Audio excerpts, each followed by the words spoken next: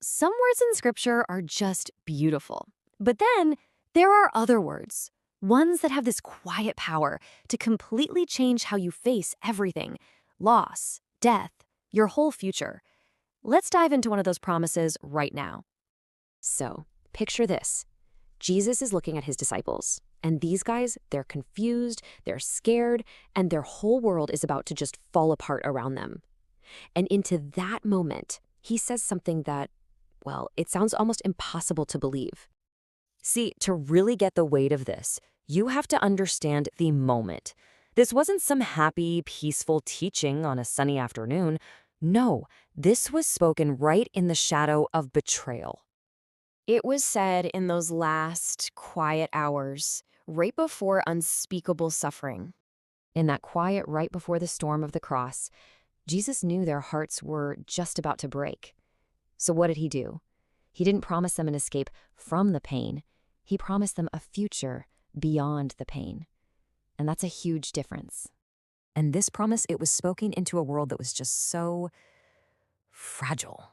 And you know what? In a lot of ways, it's not so different from our own. I mean, think about their world. They were living under the iron fist of Rome. If you were a believer, you were often hunted. Choosing to follow Jesus, that could cost you absolutely everything: your family, your safety, your life. And into that chaos, into that instability, Jesus speaks a word of total stability. And our world, sure, it looks all shiny and advanced, but is it really any more stable? We build these huge cities, but history tells us they all fall, eventually.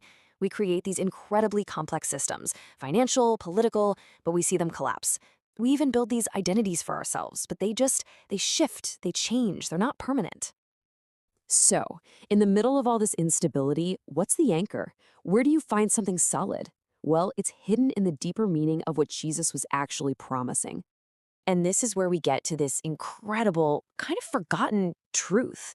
When we hear that word mansions, we think of luxury real estate, right? But Jesus wasn't talking about that at all. In the original Greek, the word is much closer to dwelling places or rooms inside a father's house.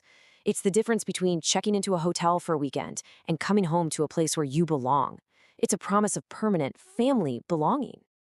Our world tells us to chase after status, to get a bigger house, more space. But Jesus was pointing to something so much deeper. He's talking about a place where you are fully known and fully welcomed, not just tolerated, but deeply, truly loved. A place where you don't have to perform or be impressive because you're already completely secure. And listen to his honesty here. It's so powerful. He actually says, if it were not so, I would have told you. Think about that. He's basically saying, I'm not giving you false hope. This isn't some nice fantasy to make you feel better. I am telling you the absolute bedrock truth. But then he says something that's even more mind-blowing. I go to prepare a place for you. Just stop and think about that for a second. The same one who spoke galaxies into existence is personally preparing a place for you. That means your future isn't random. Your eternity is not some afterthought. It means there is a place prepared with your name on it. And what this promise does is it sets up this huge choice, a stark contrast between two very, very different kingdoms. Think about it. Every great empire in human history, Rome, Babylon, you name it, they all claimed they'd last forever. And where are they now? Every single one fell. Our modern systems, our empires of today, they're going to fall too. But the kingdom that Christ is building, that one doesn't fall. It doesn't get old. It doesn't decay.